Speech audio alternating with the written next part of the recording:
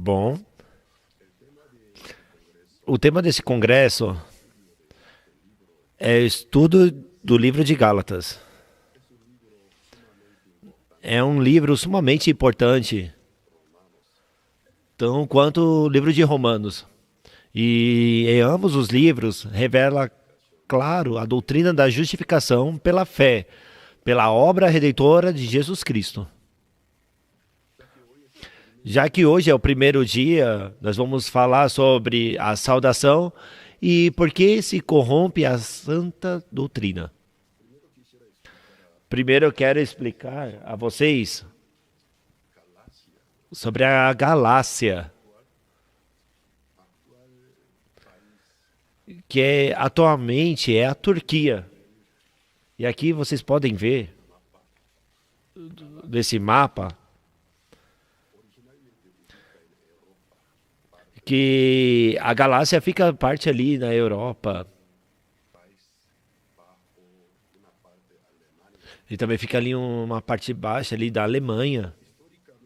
E historicamente, antes de Cristo, no ano 200, aproximadamente, os galos, os romanos chamavam eles de galos. E também chamavam eles de celtas. E eles entraram na Ásia Menor.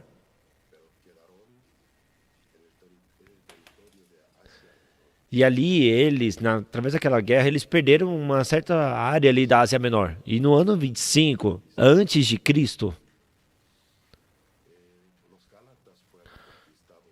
os Gálatas foram conquistados pelos romanos. E Galácia se tornou uma área administrativa do Império Romano. Como neste mapa vocês podem ver, originalmente, aonde é que estavam os galos? Onde estava a região dos galos e dos celtas? Aí você pode ver no mapa a Itália e uma parte da Grécia. Originalmente, esse lugar era onde eles estavam ali vivendo e expandindo até chegar na Ásia Menor. E no mapa da direita, vocês podem ver Galácia. Esse é o mapa atual da Turquia. A sua capital é Ankara. Então, Galácia é a região de Ankara, na parte norte. Então, os galos, os romanos chamavam de galos. E os gregos chamavam eles de celtas. Aqui vocês podem ver como que eram seus vestimentas. E alguns emblemas. Aqui são algumas vestimentas que eles usavam.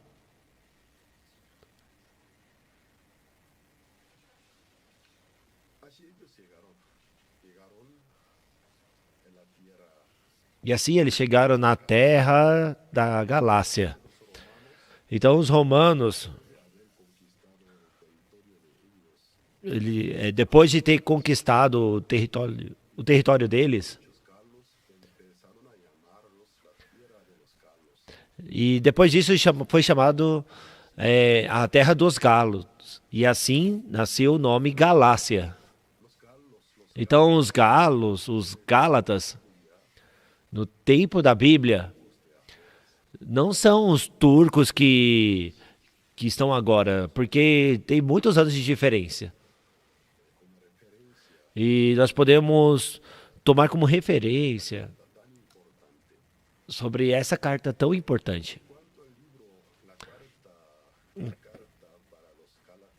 E quando nós vemos no livro de Gálatas, há duas hipóteses teológicas sobre o ano que foi escrito e também em qual lugar. E uma razão que foi tradicionalmente aceitada foi que Galácia era a parte norte. Porque originalmente os galos, eles estavam aceitados na parte norte da Galácia. Porque no livro de Gálatas, capítulo 3, versículo 1, então como que Paulo chamava o povo de Gálatas? Diz aqui no versículo 1, ó Gálatas insensatos. Então muitos eruditos e estudiosos da Bíblia falam sobre essa expressão, ó Gálatas, não se refere aos moradores daquela região tão ampla, como vocês podem ver daquele mapa. A Galácia era muito ampla o seu território. Mas os estudiosos, quando vejam esse versículo, eles falam que é dos Gálatas que viviam na região norte.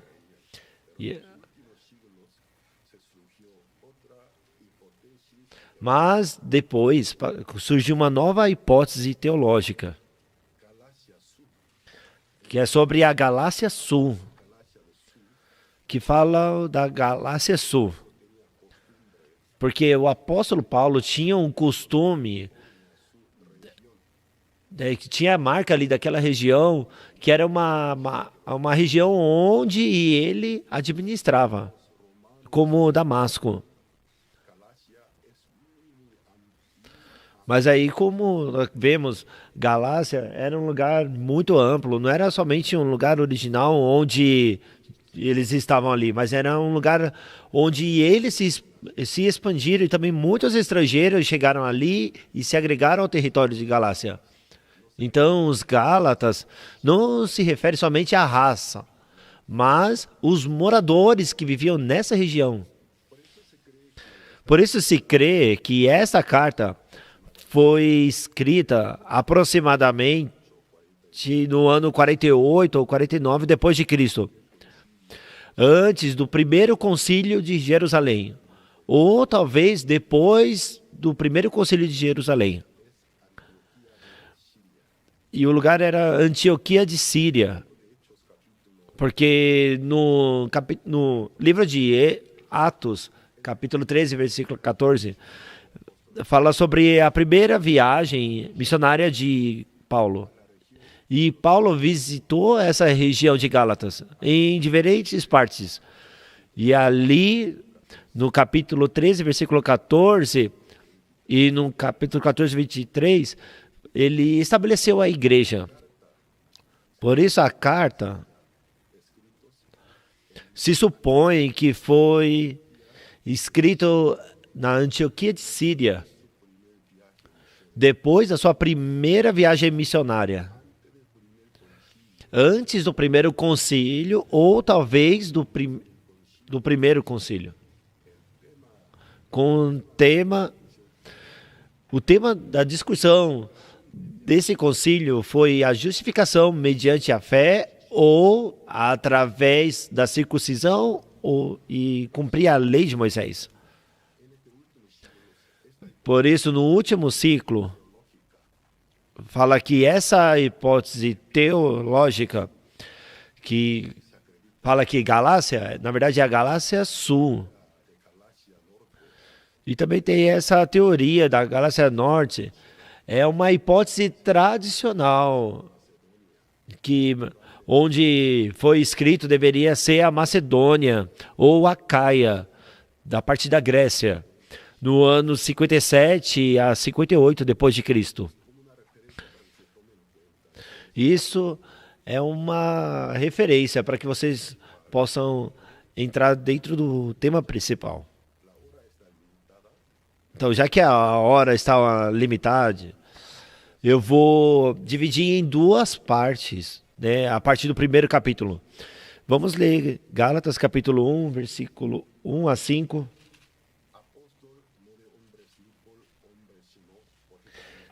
Paulo, apóstolo, não da parte dos homens, nem por intermédio de homem algum, mas por Jesus Cristo e por Deus Pai, que o ressuscitou dentre os mortos, e a todos os irmãos, meus companheiros, as igrejas da Galácia, Graças a vós outros, a parte de Deus, nosso Pai, e do nosso Senhor Jesus Cristo, o qual entregou a si mesmo pelos nossos pecados, para nos desarraigar deste mundo perverso, segundo a vontade de nosso Deus Pai, a qual seja glória pelos séculos dos séculos. Amém.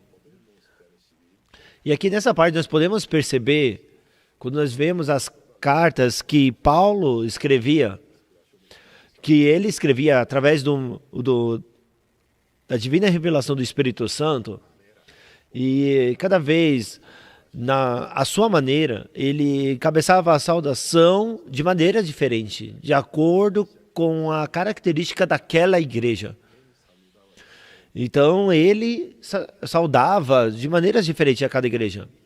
Então, já que essa carta se dirige com a primeira hipótese de ser a Galácia Sul, então, no ano que foi escrito, deveria ser no ano 48 a 49 depois de Cristo, na Antioquia de Síria. Ou, se foi a segunda teoria, que é a visão tradicional, no ano 57 a 58 depois de Cristo, na Macedônia, de Acaia. Então, essa carta se dirige a uma igreja bem açoitada e sofrida, por uma razão. Porque chegaram alguns judeus cristãos. E esses judeus que foram convertidos a cristãos, para eles era muito importante os rituais e costumes tradicionais dos anciãos, da lei de Moisés. Porque com aquela cultura, com aquela tradição, eles viveram milhares de anos. E eles estavam ali, seguidores da lei de Moisés, mas ali no ano 1491, antes de Cristo, Moisés recebeu essas leis ali no Monte Siná. Então ali, até o tempo de Jesus Cristo, eles viveram, né, com 2.500 anos com essas tradições. E os judeus, tentando cumprir as ordenanças da Torá, né, que são os 5 livros de Moisés, então também nasceram diversas interpretações daqueles anciãos, que assim derivaram em várias tradições. E esses judeus cristãos, eles também respeitavam essa tradição dos anciãos. Ali que eles investiam na interpretação do Pentateuco e do ensino. E ali se dividia em diferentes grupos de estudos.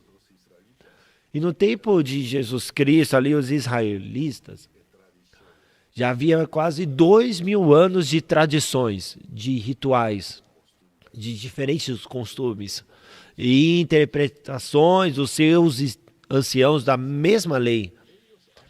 E o que acontece? Eles estavam totalmente inclinados, acostumados a seguir aquela ordenança de Moisés.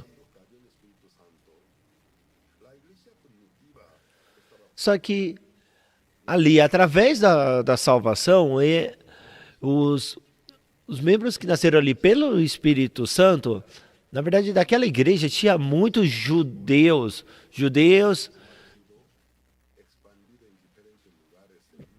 que estavam espalhados em diversos lugares do mundo. Eles tinham voltado para Jerusalém e tinham recebido a salvação. Então quase 100% da igreja primitiva era de judeus cristãos. Mas o que aconteceu para alguns deles? Mesmo que eles se converteram em cristãos, então custou muito trabalho eles deixarem os ensinamentos rabínicos, que eles já estavam acostumados. Então, ali prontamente, a igreja de Jerusalém, depois daquela grande manifestação do Espírito Santo, começou a acontecer uma situação ali, dentre os membros da igreja de Jerusalém, que eram milhares. Então começaram a levantar ali diferentes seitas dos fariseus, saduceus, os levitas. E nós podemos comprovar no livro de Atos, capítulo 15. Então vamos ver Atos, capítulo 15, para poder estudar. Então, para estudar a carta de Gálatas, nós devemos buscar frequentemente o livro de Atos, porque está em perfeita concordância e harmonia. Então, o livro de Atos, capítulo 15, versículo 4 e 5. Atos, capítulo 15, versículo 4 e 5. E tendo eles chegado em Jerusalém, foram bem recebidos pela igreja, pelos apóstolos e pelos presbíteros, e relataram tudo que Deus fizera com eles. Insurgiram-se, entretanto, alguns da seita dos fariseus que haviam crido, dizendo: é necessário circuncidá-los e determinar-lhes que observem a lei de Moisés.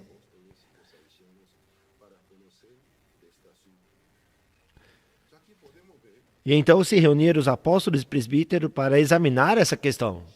Então, no primeiro concílio de Jerusalém,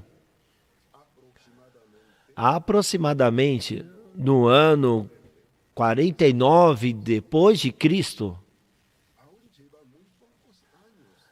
mesmo ali foi poucos anos da fundação, do início da igreja. E a igreja de Jerusalém tinha diferentes agrupações, tinha algumas seitas dos fariseus. Não todos os judeus eram do mesmo nível da sociedade. Então eles estavam ali em diferentes níveis de ocupações também. E ali um grupo dos saduceus, e esse grupo dos saduceus são os sacerdotes, porque a palavra saduceu se derivou da palavra sumo sacerdote, que saiu do tempo de Davi. Então, saduceus é o grupo dos sacerdotes e levitas. Era um grupo poderoso politicamente. E também outro grupo, rival. E os membros não eram sacerdotes, era do povo comum.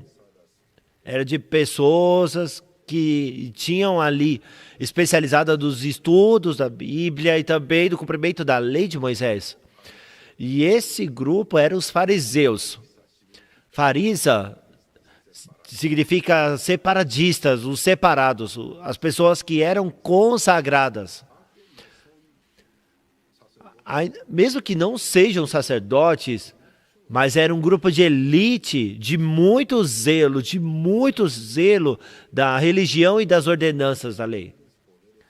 Então, eram dois grandes, com grandes forças ali no povo judaico. E também havia outro grupo, os essênios. Os essênios, que diziam: os fariseus, saduceus, vocês creem que vocês são fiéis e também que são seguidores de Moisés. Vocês dizem que vocês são tão fiéis, por que vocês estão se dando tão bem com os romanos que estão castigando a gente? E eles se cercavam ali perto da região de Cunã, perto do Rio Jordão. E o centro do grupo dos saduceus desse tempo, eles eram sacerdotes, mas o centro da adoração, da concentração do fariseu, era a sinagoga. E naquele tempo, aquele templo era o templo do rei Herodes, que Zorobabel havia construído. Porque quando a dinastia grega veio, eles tinham derribado aquele templo.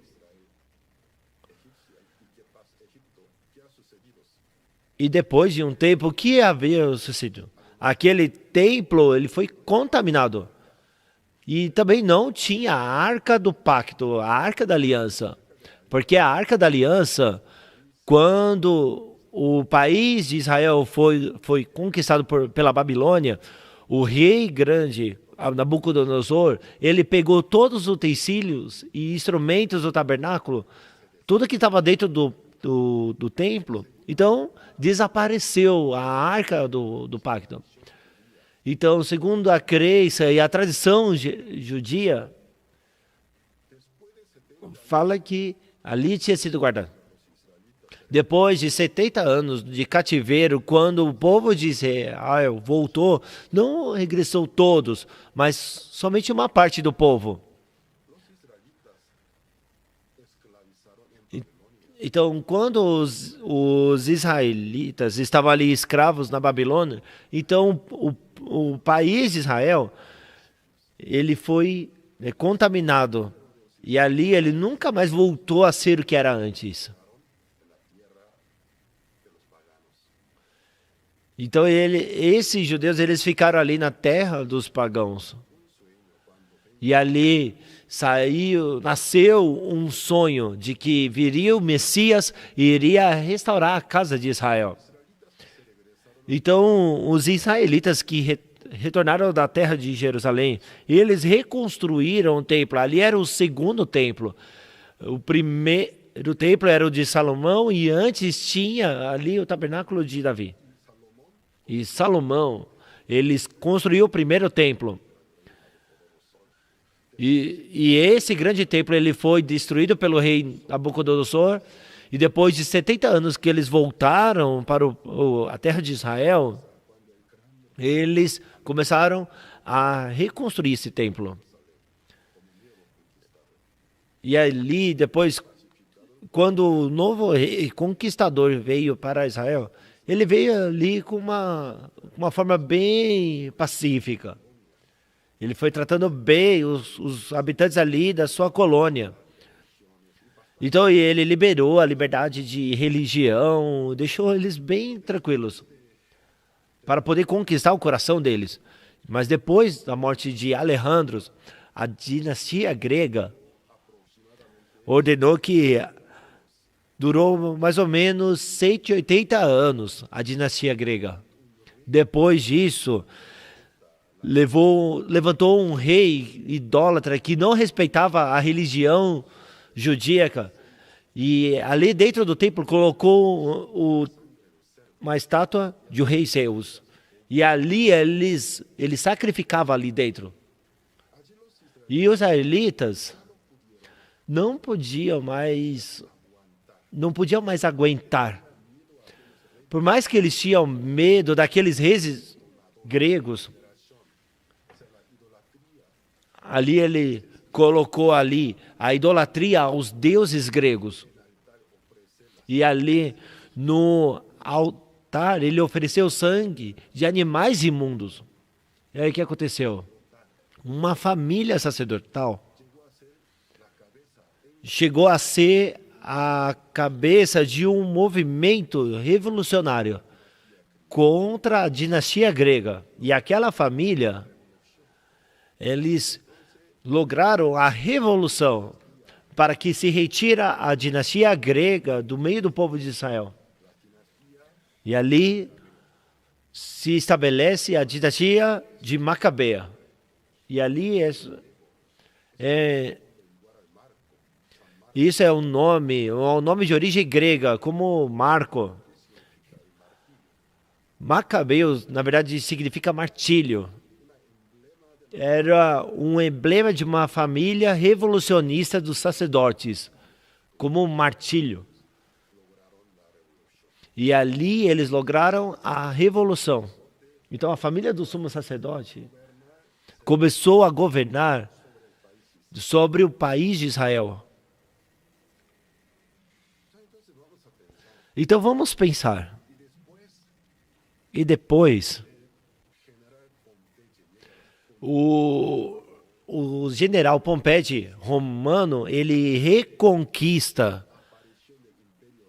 E aí aparece a dinastia romana. E aquela dinastia macabeia, ela perde. Então a Judéia chegou a ser uma colônia e nada mais. Então um edomita com o nome Esaú, ele não é judeu, mas ele era muito político e astuto, ele era bem rápido. Então ele começou a ter uma boa amizade com os governantes romanos. E ele recebe o reinado. Então ele foi designado como o novo rei de Judéia, de Israel. Essa dinastia herodiana. Aí a família de Herodes reina. Herodes não é uma pessoa, é uma família, uma dinastia. Então no tempo da dinastia da família de Herodes, então Herodes, para ganhar o coração dos judeus ultra-religiosos, ele repara o templo de Zorobabel, que estava arruinado. Ele repara, remodela e amplia mais. Por essa razão, o segundo templo chegou a ser chamado o templo do grande rei Herodes, o templo de Herodes. Não é que ele construiu, mas ele reparou e ampliou. E começou a chamá-lo o templo de Herodes. E o que acontece? No templo, no segundo templo, o templo de Herodes, não havia a Arca da Aliança. Ainda que a dinastia macabeia, a dinastia dos sacerdotes, quando eles perderam o poder, mas mesmo assim eles ainda tinham uma certa influência ali no país de Israel. Porque ali eles guardavam todo o centro da adoração. E aí levantam um outro grupo, os fariseus.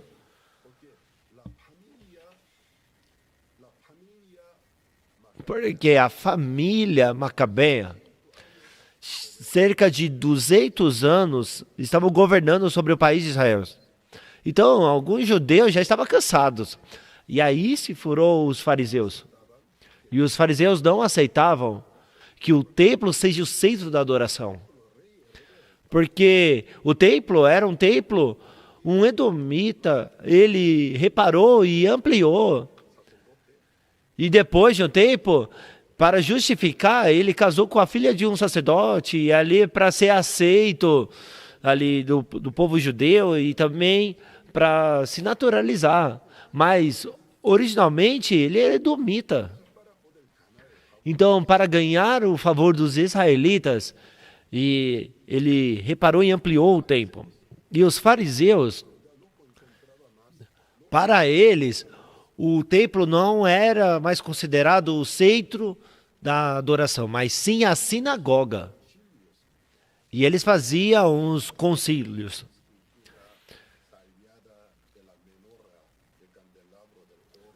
E ali, tinha ali algumas esculturas, que tinha ali uma escultura sobre o candelabro e também da arca. Não que seja o real, mas simbolizando que Deus estava ali também.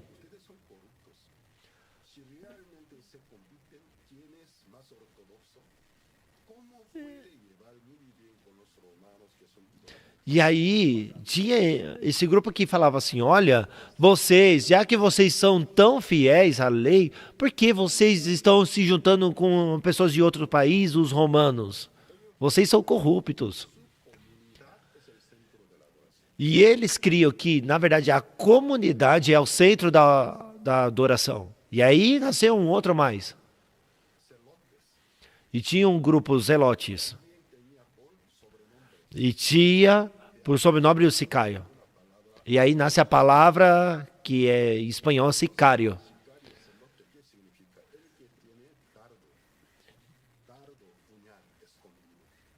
Então, essa palavra significa que tinha um dardo escondido.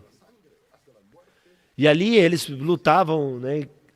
Como foi até a morte. E os zelotes, aqueles 4 grupos, essas agrupações, tinham grandes influências no país de Israel.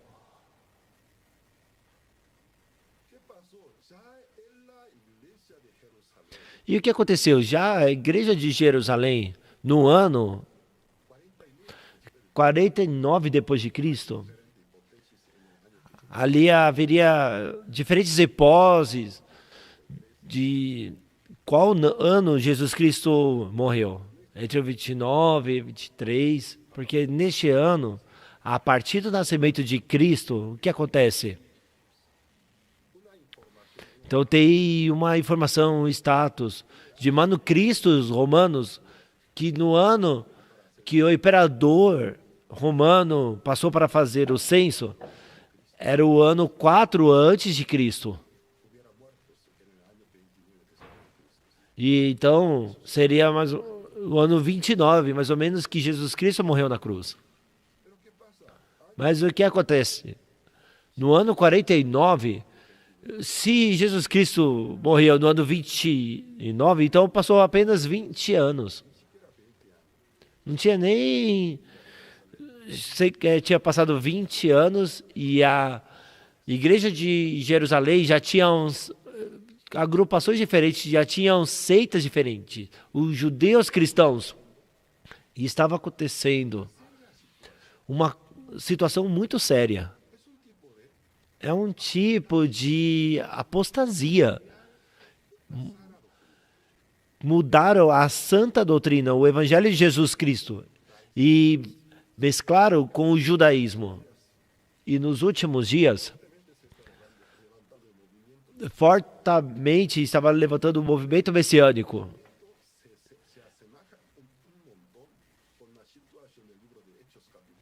E ali se reúne um montão que está ali falando do livro de Atos.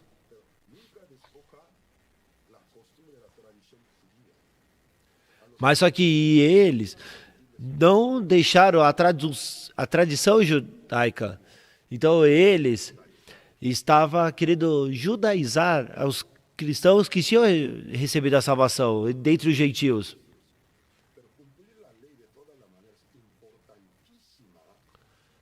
Mas só que eles colocavam que cumprir a lei era algo muito importante, porque isso, na verdade, é algo que está no coração dos judeus. Mas eles estavam apertando tanto a igreja dos gentios. Por isso aqui nós podemos ver o apóstolo Paulo, como ele estava encabeçando essa carta tão importante. Como ele estava se representando. Paulo, apóstolo não de homens. Nós já podemos ver a intenção de Paulo, não por homens, nem de homens, mas por Jesus Cristo, por Deus e Pai que ressuscitou Jesus dentre os mortos. E todos os irmãos que estão comigo da igreja da Galácia, graça e paz seja a vosotros, a qual Jesus Cristo se deu a si mesmo pelos nossos pecados, para livrarmos, conforme a vontade de nosso Deus e Pai, a qual seja dada a glória pelos séculos e séculos. Amém. Aqui nós podemos sentir e perceber a postura, a intenção do apóstolo Paulo ao escrever essa carta. Apóstolo Paulo não está tranquilo, ele está alerta. Em algum sentido, ele está furioso. Então, desde o versículo 10, vamos ver. Apóstolo Paulo se manifesta: admira-me que estejais passando de tão depressa daquele que vos chamou na graça de Cristo para outro evangelho. Aqui é um versículo que chama a atenção. Um diferente evangelho. Então, há um outro evangelho. Então, se chega a ser diferente, então já não é o evangelho. E assim nasceram muitos evangelhos, mas diferentes. Diferente do evangelho da Bíblia. Não que haja outro, mas tem alguns que são perturbados, que estão pervertendo o evangelho de Cristo. Está mesclando, está adulterando. Aí ele fala, mesmo que apareça ali um anjo do céu e anuncie um outro evangelho. Então, agora eu repito, se alguém fala um diferente evangelho, seja anátema. Porque eu busco agora o favor dos homens ou de Deus? Ou eu trato de agradar aos homens ou se agradar a Deus? Se eu agrado aos homens, não sou servo de Cristo. Então aqui nós podemos ver um coração que está incomodado, molestado, furioso do apóstolo Paulo. Estou admirado de que vocês tão rapidamente,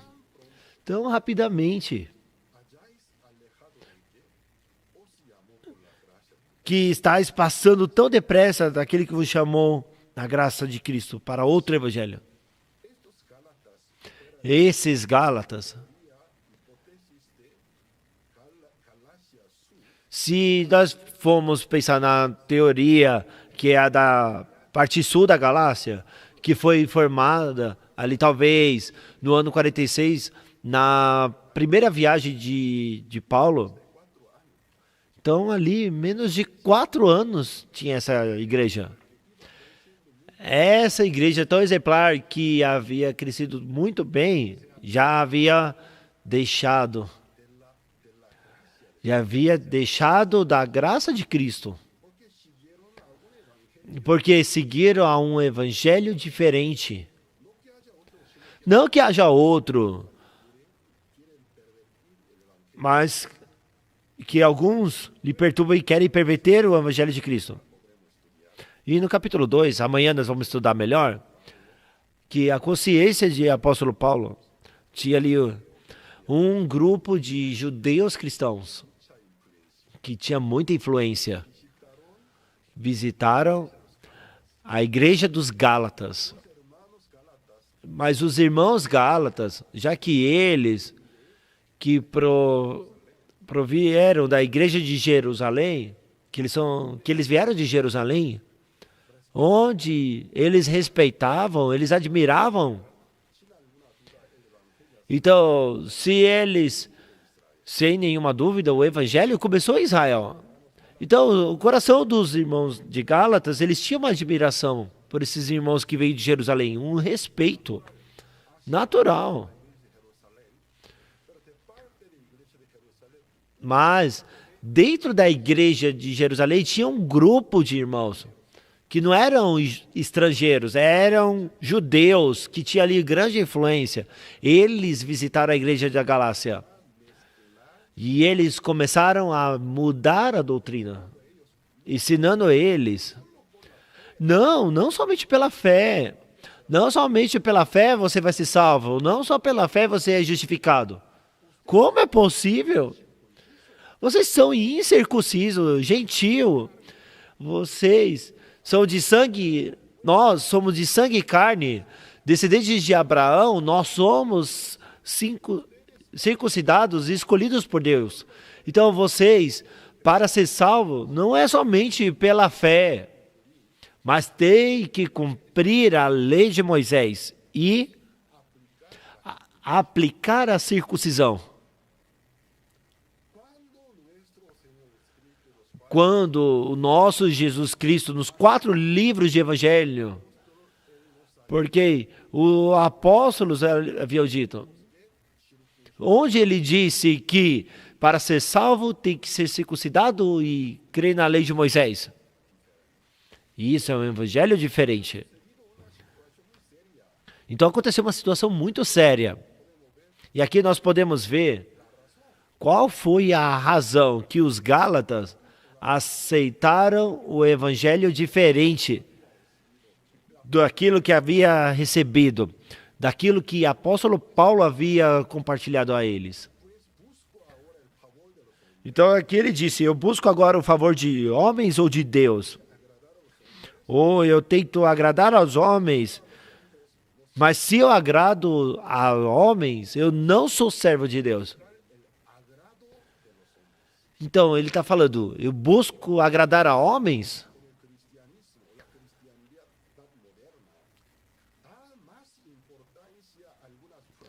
Então,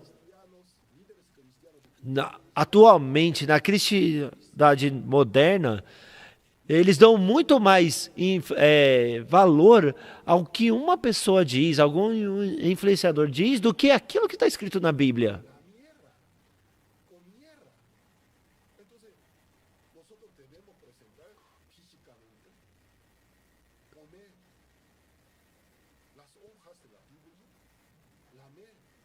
Então, nós devemos o quê? Nós temos que comer a Bíblia. Né? O Antigo Testamento fala que era como gosto de mel. Isso, na verdade, não é que é comer a Bíblia, mas é submergir dentro do estudo da Bíblia, da palavra. É estar atento em tudo aquilo que está escrito na Bíblia. Ao invés de dar mais importância na Bíblia, eles davam mais importância. O pastor fulano, o sacerdote me enganou, o apóstolo fulano. Nem sequer comprovam o que está escrito ali na Bíblia aberta. E aqui, o apóstolo Paulo está mostrando a sua fúria. No versículo 8. Mas ainda que vós mesmo, um anjo vindo do céu, vos pregue o evangelho que vai além do que temos pregado, seja anátema. O que ele disse aqui? Se alguém pregue um evangelho diferente daquilo que eu preguei, é anátema, é maldito. Isso daí não me importa, porque eu não busco o favor dos homens. Isso é um problema. Buscar o favor dos homens, o agrado dos homens. E aqui o apóstolo Paulo, mencionando o evangelho diferente, ele vinculou ao anjo. Mesmo que um anjo descendo do céu anunciar um evangelho diferente, seja anátema. O que apóstolo Paulo, ele está falando aqui do evangelho diferente, ele falou sobre o anjo. Diferente evangelho e anjo. O que tem a ver isso? Segundo Gálatas, capítulo 3, versículo 18.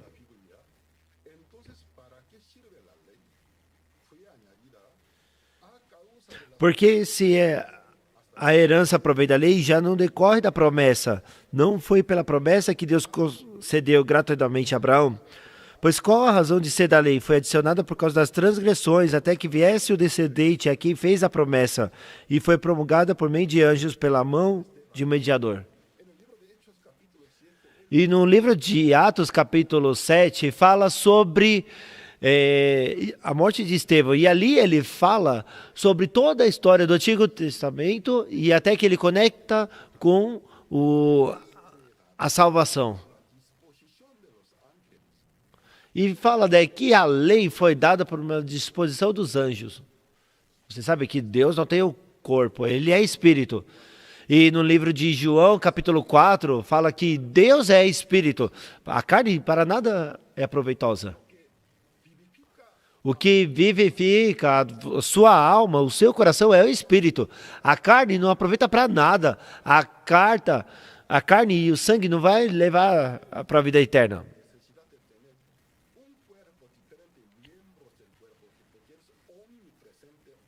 Deus não precisa ter um corpo e diferentes membros, porque ele é onipresente, ele está em todos os lugares. Ele não tem nenhuma necessidade de ter um corpo como o nosso. Ele é espírito. O que acontece? A mão que escreveu lá no Monte Sinai, a mão que apareceu no livro de Daniel, lá na parede que escreveu, no palácio da Babilônia, que está escrito Mene, Mene. Não é de Deus essa mão. Então, de quem é? A Bíblia diz, os anjos foram criados para ser ministradores. Eram anjos. Lá, em cima do Monte Sinai, quem se manifestou ali? Era a mão de um anjo, como mensageiro, um servo de Deus. A lei, a mão que entregou a lei, fala que o propósito da lei foi para acumular a transgressão. A lei nunca foi dada para que nós sejamos perfeitos, mas a lei veio para que mostrasse a transgressão. Então diz, né? Faça, não faça. Por que disse faça? Porque você não estava fazendo, mas porque também fala que não faça? Porque você já estava fazendo. Então já estava pecando, já estava errando. E ali foi dado para que seja uma instrução, para que por meio deste conhecimento,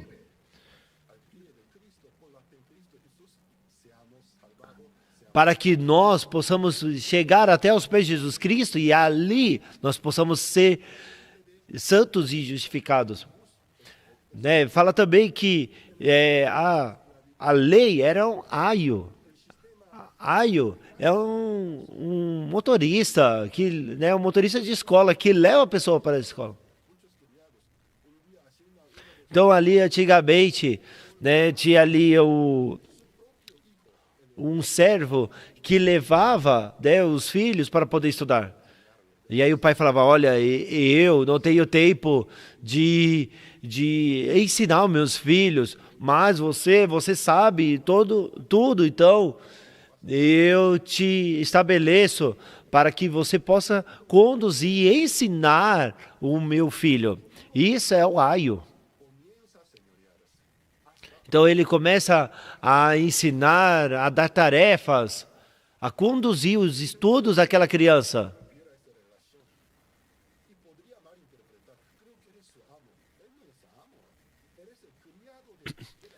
Então ali eles poderiam pensar, né? Esse senhor que está ensinando, então ele é o senhor. Não, ele não é o senhor. Na verdade, ele é um escravo que está ali obrigadamente ensinando o filho. E ali fala que a lei era um aio. E as pessoas pensam que ele é o nosso senhor. Mas qual é a função dele? É instruir o conhecimento do nosso pecado. Instruir-nos que pelas obras da lei jamais podemos ser salvos. E ensinar a verdadeira bênção. Levar-nos até Cristo. Então, para que foi dada a lei? Para que avultasse as transgressões. E foi ordenada por meio de anjos. Fala que foi por meio de anjos. Colossenses 2, versículo 16 a 19.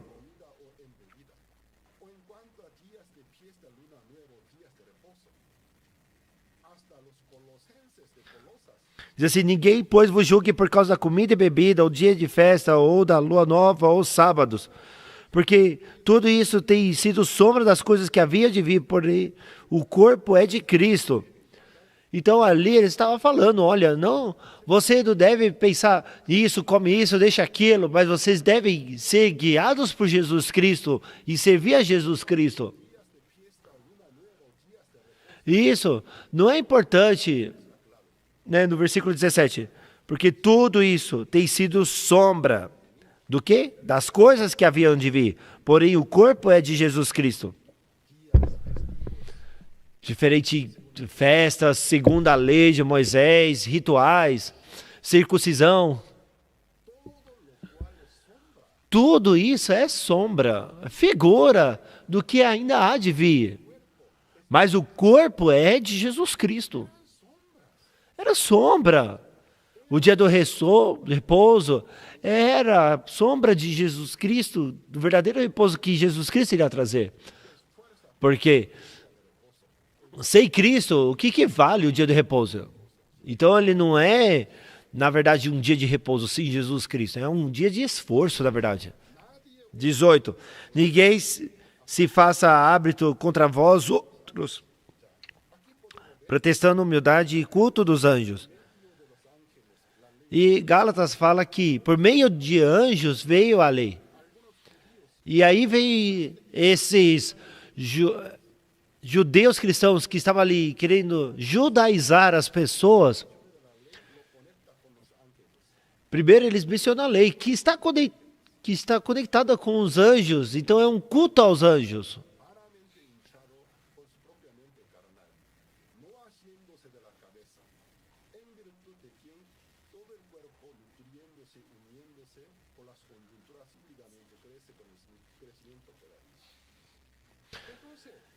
Então, a cabeça é Cristo. Então nós devemos ser guiados por Cristo, porque Cristo é o autor da salvação. Cristo é aquele que viria de vir, é aquela sombra, é Jesus Cristo. Então nós devemos depender de Jesus Cristo e não de Moisés. Então, cumprir a lei de Moisés, que está vinculada aos anjos. Então, a pessoa quer, cumprindo a lei, quer ser salvo, mas na verdade ela está adorando a anjos. Então, no livro de João, capítulo 5, nós podemos ver uma história que fala sobre algo que aconteceu no tanque de Betesda. Então, onde é esse tanque? O tanque de Betesda foi construído no ano 200 a.C., no tempo macabeu. Por quê? No tempo macabeu, já que os israelitas, que durante 270 anos era a colonização dos povos gregos, eles não puderam oferecer culto e ofertas a Deus no templo. Mas quando a família Macabê, eles tomaram poder e o governo,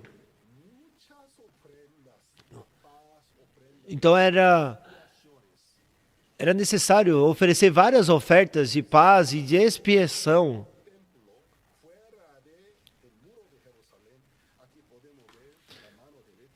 Então ali nós podemos ver na parte direita, não dá para ver muito grande, mas dá para ver no meio, onde que está ali a seta, ali é o templo e mais acima o tanque de Betesda. O que faziam? Ali eles traziam as ofertas, ovelhas, cabras. Era necessário para poder oferecê-los. Aqueles animais estavam sujos, então ele tinha que ser lavado. Então, por isso, eles construíram o tanque, para que com aquela água daquele tanque, possam lavar as ofertas antes de entrar. Você pode ver ali a porta? A porta que se conecta com o templo. Então, essa porta foi chamada a Porta das Ovelhas. Junto à Porta das Ovelhas, que tem um tanque que está aqui, que é o tanque de Betesda. Então, quando o grande rei Herodes, quando entrou no poder, ele ali, sendo edomita, ele tentou agradar o povo judeu. Então, ele ampliou.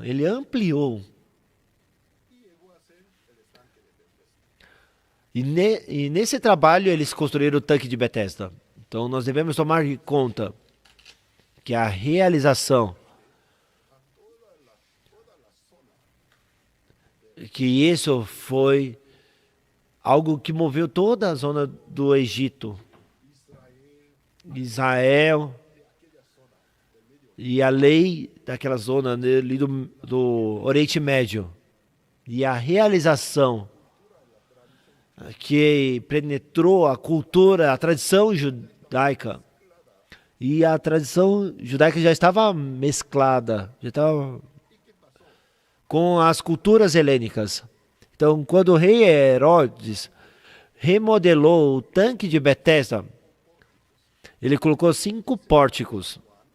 No livro João, que no versículo 2, capítulo 5, versículo 2, que tinha 5 pavilhões.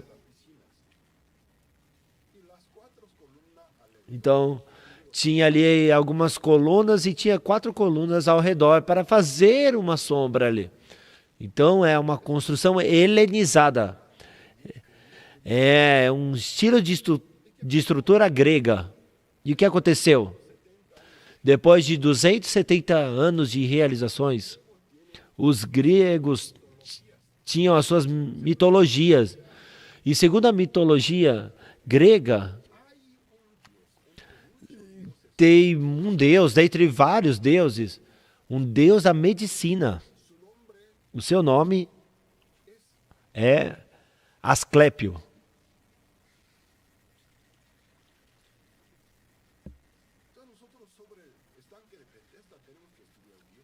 Então, quando nós vemos o tanque de Bethesda, nós temos que escutar bem. Então, tinha uma lenda urbana.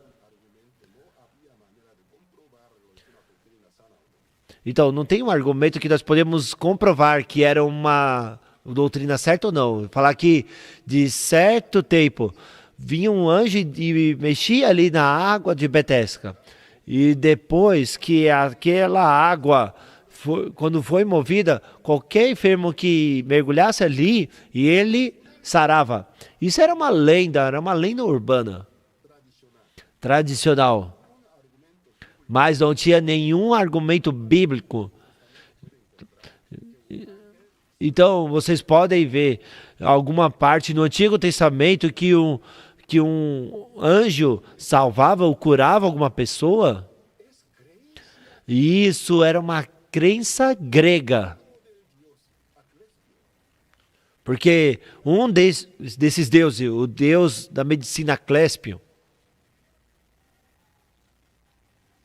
era um deus da medicina. Os arqueólogos, na ruína de Betesda, eles encontraram uma estátua bem similar à de Asclépio. E também muitas partes do tanque de Betesda e contra a serpente de Asclépio. E aquela lenda que havia um anjo que descia do céu, mexia a água, e aí qualquer enfermo que mergulhasse, ele vai ser sarado. Não era uma crença judia. Era uma crença mesclada com a cultura grega. E aí nós podemos ver o desenho. É uma réplica. O desenho do tanque de Betesda não é tão grande, é uma piscina. E tá ali em 2 níveis. E tem um nível mais alto que a Zona Norte e o Sul é o menor. E na primeira piscina, e aí debaixo da parede tinha túneis. Então quando a água que se acumula na primeira piscina, quando alcança um certo nível, então debaixo da superfície, abria o túnel que levava com a outra piscina.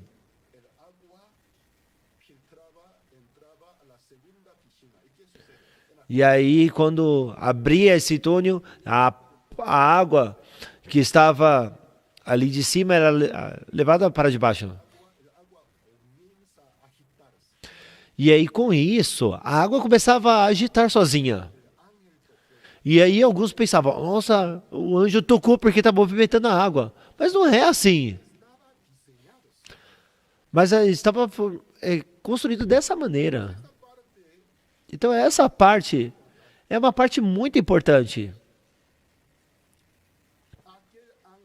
Aquele anjo,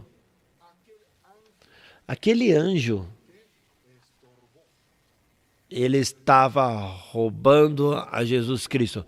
Um dia Jesus Cristo chegou no tanque de Betesda.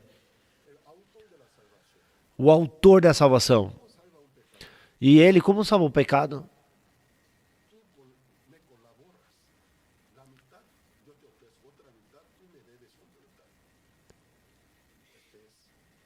Quando nós pensamos, olha, eu te ajudo e você me ajuda. Então eu faço até uma parte e você faz outra. Na verdade, isso é um evangelho corrompido.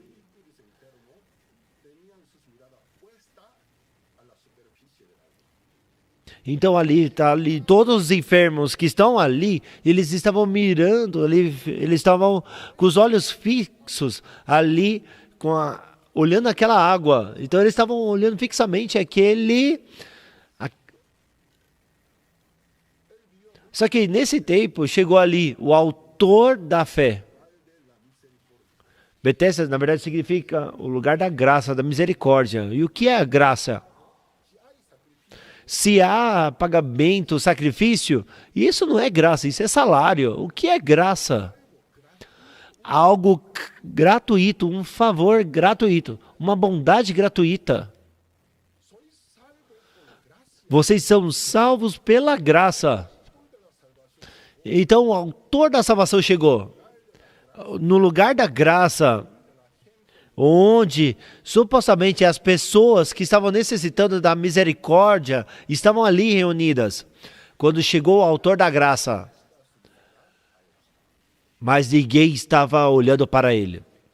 Mas ele estava olhando somente ali, o tanque. Estava olhando para o anjo. Anjo não é um servo de Cristo, não é um ministrador de Jesus Cristo. Anjo de João capítulo 5, que distrai os olhos do povo que estava estorbando Jesus Cristo. Que classe de anjo seria? Anjo que pertence a Deus? Se fosse um anjo que pertencesse a Deus, jamais se atreveria a distrair os olhos do povo enquanto Jesus Cristo está passando ali. Senão, contrariamente, presta atenção! Olha aqui, olha aqui, olha aqui. Se fosse um anjo que pertencesse a Deus, ia falar, olha para ele, olha para Jesus Cristo. Mas é um anjo que está estorvando a Jesus Cristo. E estava todo mundo olhando para o anjo. E ali Jesus Cristo andando encontrou o enfermo de 38 anos, fora daquela roda. Que ele estava lá, abandonado. E Jesus chega perto dele e viu que ele estava ali há 38 anos. E perguntou, você quer ser salvo? E como ele fala? Você quer ser salvo? Senhor, quando a água se agita, eu tento ir, mas todo mundo, eles pulam. E também tampouco tem uma pessoa que possa me ajudar. E como respondeu? Se a salvação fosse por alguma obra nossa, porque a condição para ser salvo, naquela lenda lá,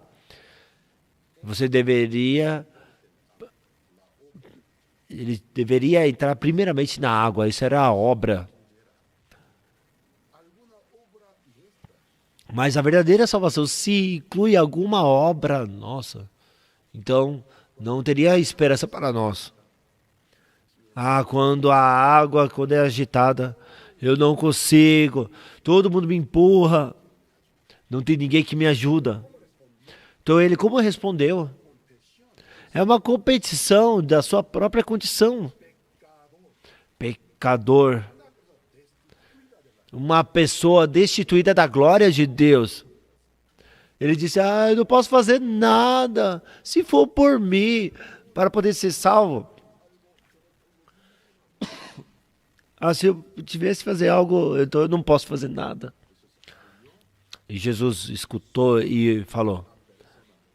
Ele viu, aqui está uma pessoa que eu tanto buscava. Então o que ele disse, você mesmo, por si mesmo não pode se salvar. Você não pode fazer nada.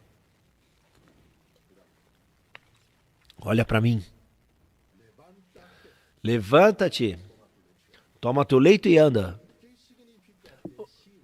O que significa dizer a um enfermo há 38 anos, levanta-te, e você está salvo. Está limpo. Está limpo. Eu te digo, está limpo, está são. Você somente tem que me responder com amém. Você tem que unir com o meu coração e dizer amém. Então a salvação é sua. A santificação é tua. O Espírito Santo é teu. Levanta-te e anda. Ali todos estavam dependendo das obras da lei. Mas esse homem aceitou, creu. E o que aconteceu? O poder lhe foi dado. E aconteceu um grande milagre do Senhor. Então nós, nessa cena, bem claramente podemos ver que o mundo inteiro, diferentes igrejas, são equivalentes a templos, sinagogas ou comunidades de judeus, diferentes congregações.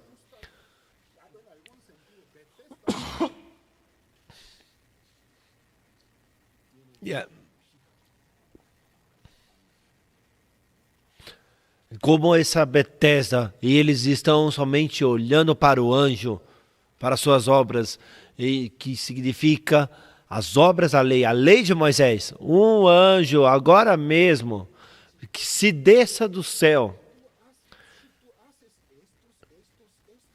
E ele fala, se você fizer isso, isso, isso, e você vai ser salvo. Isso é anátema.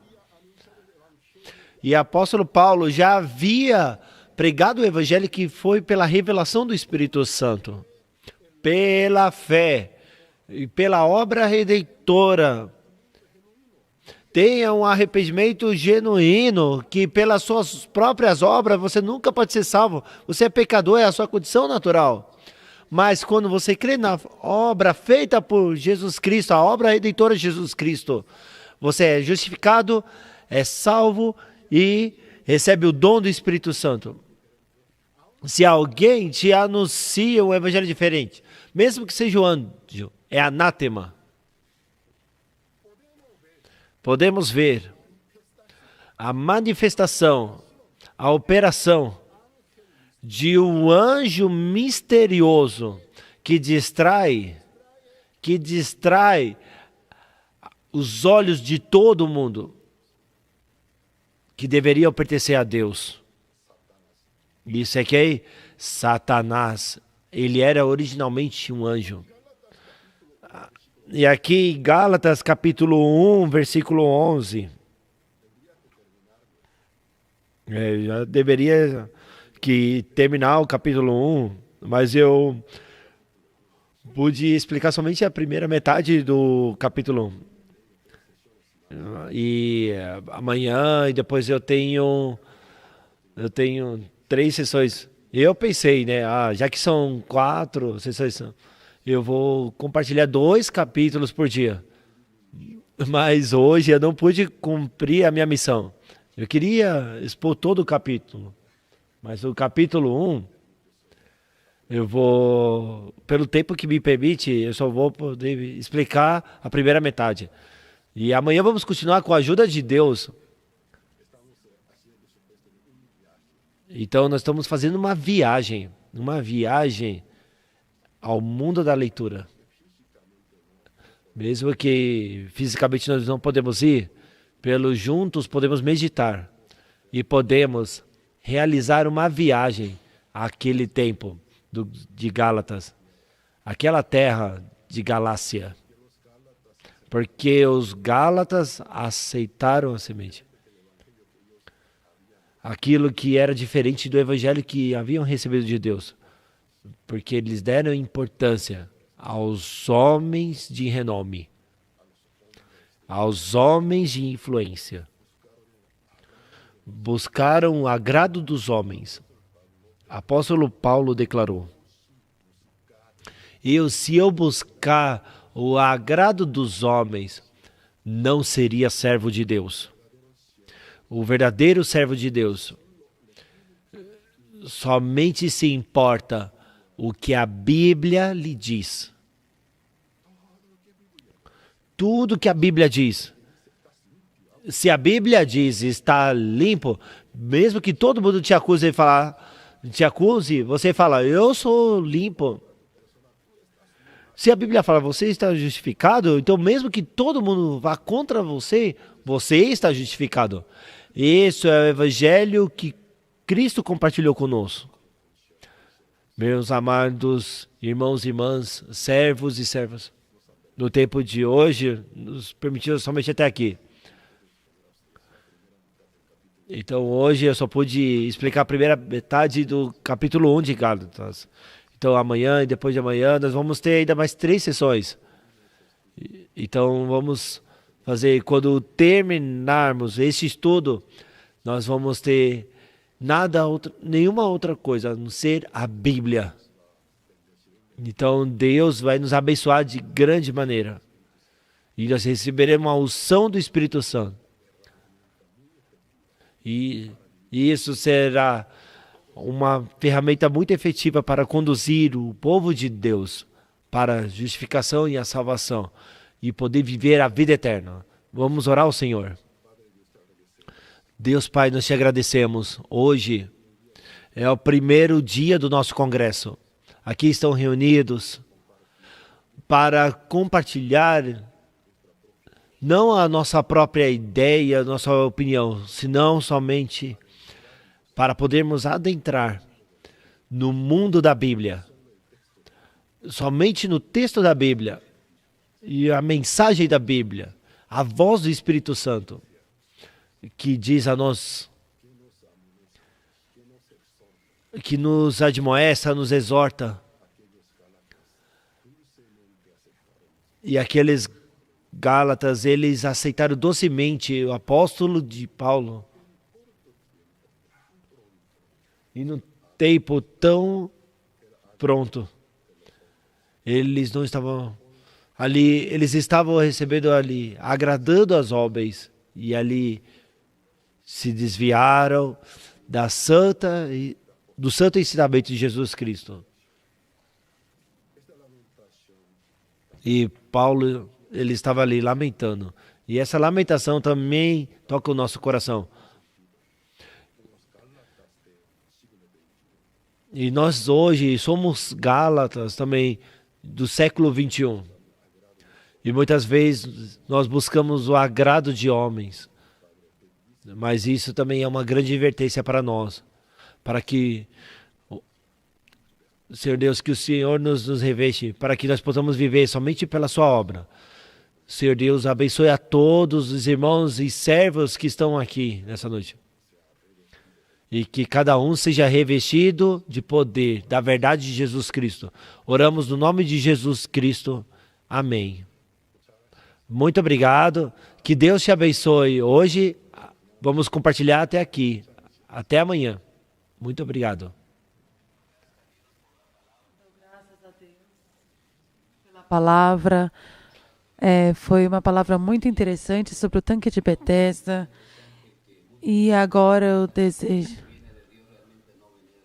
E eu vejo que hoje em dia muitas pessoas interpretam da forma que Deus não se agrada. Sim, a lei e Satanás nos enganam para nos levar às obras. Em 1 Coríntios 15, 16, fala sobre isso. Então, muito obrigado por essa palavra. Que Deus possa abençoar o teu coração. Bom, agora eu vou dar alguns anúncios. Lembra que eu falei da Escola de Teologia Good News? Eu quero falar para vocês que vocês possam se inscrever. Já estão abertas as inscrições. Essa escola é uma escola de 4 semestres. E aí, vagas para vocês se inscreverem. Cada semestre nós estamos aceitando as inscrições. Vocês podem fazer sua inscrição através do www.goodnewstheology.com ou pelo telefone 11 991 22 64 25. O propósito da escola e dos testemunhos dos pastores, através disso, muitas pessoas estão sendo abençoadas. Então, por isso, vocês podem acessar a página goodnewstheology.com e ali tem a opção de português. Ou, se não, Vocês podem encontrar mais informações no site também. Nós também queremos convidar a todos para participar do Word Camp, que está sendo realizado pelo Pastor Park. Também está participando o Coral Graças e temos apresentações do coral. Então, amanhã será iniciado o Word Camp às 7 horas da manhã. Às 10 horas terá a palavra do Pastor Oxo Park. Então, a programação do acampamento começa às 7 horas da manhã e às 11 horas teremos a palavra do Pastor Park no período da manhã e da noite também. Então, vocês acessando a nossa página do YouTube, IYF Brasil, vocês podem assistir a programação do Word Camp que está sendo realizado. Então, a pregação do Pastor Park começa às 11 horas da manhã e também teremos no período da noite. Está sendo uma grande bênção para todos os jovens, através da IOF, conhecerem a palavra de Deus, também o Evangelho. E eles estão tendo atividades como academias, atividades culturais, artísticas. Eles estão conhecendo a Deus verdadeiramente através desse evento. Esse evento que está sendo realizado nos 5 continentes. Aqui no Brasil também está sendo realizado, mas está sendo realizado também simultaneamente em muitos países. E amanhã, gostaria de lembrar que nós teremos a segunda sessão do CLF, Congresso de Líderes Cristãos, com o tema Estudo do Livro de Gálatas. Hoje, o pastor falou por que a santa doutrina é corrompida. E amanhã também ele vai continuar com este tema. Então, amanhã esperamos vocês também 10 minutos antes. Vamos entrar 10 minutos antes, nos preparar. Então, vocês podem entrar às 3h50. 10 minutos antes, e eu espero vocês amanhã. E nós agradecemos a Deus por este evento, por este programa, pelo CLF que está sendo realizado com o livro de Gálatas. Espero vocês amanhã.